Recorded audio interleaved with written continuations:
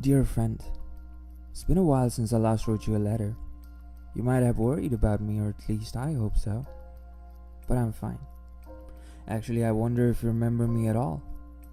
But I swear I thought about you, always. I used to look at the happy faces in the midst of the crowd, just thinking about you.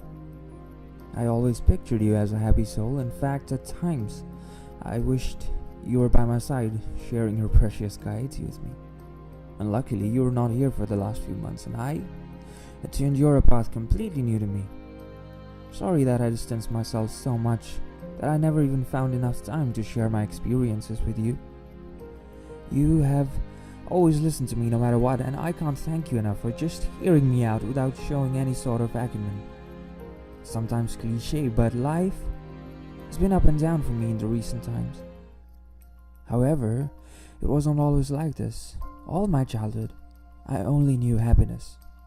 I grew up never realizing the true meaning of dissatisfaction and discontentment. I was the youngest among 3 other siblings, 3 a decade older than me, and I was often the center of attention. Of course, there were times when my brother enraged me. I still remember the time when he set up a mock examination to challenge me ahead of my finals. He used to set up tricky questions just to unsettle me into studying more. I often fell into the trap, but I never conceded a defeat. I would show my dissatisfaction with the marks and sometimes even cry, but he never cared for it. He would say, "You can't always win." I hated it. Really. Never made any sense to me. Maybe it was because my favorite wrestler then had a 100% record. I knew it was possible. Slowly, as I was growing up, the discontentment towards my brother shifted to my friends. I never showed it, but I hated losing with them in FIFA. Sometimes I would even go to the length of playing multiple practice matches before I faced them. Couldn't always beat them though. When I did lose, they would always amusingly look at my face and say, "You can't always win, man." What does that mean? The statement just kept on knocking the temples in my head, infuriated me. From a simple mock test, FIFA, to each and every step of my life growing up, kept coming up. Started to make sense of it. I thought, my brother was right, I can't always win. Meanwhile, I thought I cracked life. I told myself, try winning all the battles you can. If you can't, just remember you can't always win. Though I knew I couldn't be Floyd Mayweather Jr. of real life, I thought I was at least Manny Pacquiao. But in the winter of 2016, everything changed. I faced my first failures everywhere. Academically, I had never been worse, while emotionally I was going through a torrid time. And soon, "You can't always win" turned to "You can't win." I was devastated and I knew no answers. The final nail in the coffin was when I thought I had lost the love of my life. I couldn't bear it. I reached a red light, but just didn't turn green.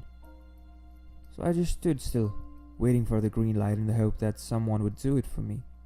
Watching Friends made me feel okay sometimes, but I'd often retort back to the numbness as soon as I was done with it. As a child, I was always really hopeful. I always thought that I had people around me and those people would guide me to the destination I vowed to reach. It was really simple in my head.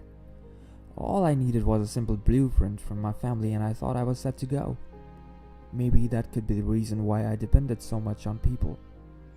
No one could help me, but it didn't stop me from craving from someone. Sometimes it's really bad. Someone should do it for me. I really hope that someone would be a messiah of all my problems. I was alone in the zone of war against my enemy, and all I did was wait for someone's command instead of mapping out a plan for facing myself. The feeling of helplessness and perhaps a little pity on me made me feel weak. That was just making it worse, and I was making a victim out of myself. Why always me? I often thought of myself. It was almost as if I forgot the beautiful journey I had been through to reach this state. Perhaps my beautiful childhood and dependency growing up just made me unprepared for an eventual battle. Or maybe I was just lost in between. One thing was certain. I was battling against something out of my forte. I lost once, I lost again, and each time it just made me weaker. More importantly, it wasn't just about me. Every day I would look at my mother and see the worry on her face. She was helpless, but she knew something was eating her little boy inside. As far as I was concerned, it wasn't about some love I had just lost or some poor exams I had. They were just triggers. But it was a sign that I often put materialistic pleasures over the true form of happiness. I never knew really happiness was. The feeling of satisfaction to be in one's own company never even touched me. I came across a battle with my own mind, and I had zero knowledge on how to face it. The hollowness would haunt me despite of efforts that I was making. I would feel happy one moment, and the very next moment the facade of loneliness would crumble me. But I would always hang on, trying to make a sense out of it. I steadily tried to push myself out of my comfort zone. I thought, so what if the red light never turns green? I will just get out of the car and walk. I just need to try different things. With time, maybe I'll find the final destination. I can't guarantee, no one can. Yet, the most important lesson I learned was that my brother only illuminated one side of the story to me.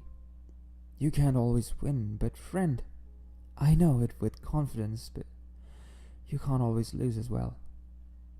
Yours affectionately, Barun.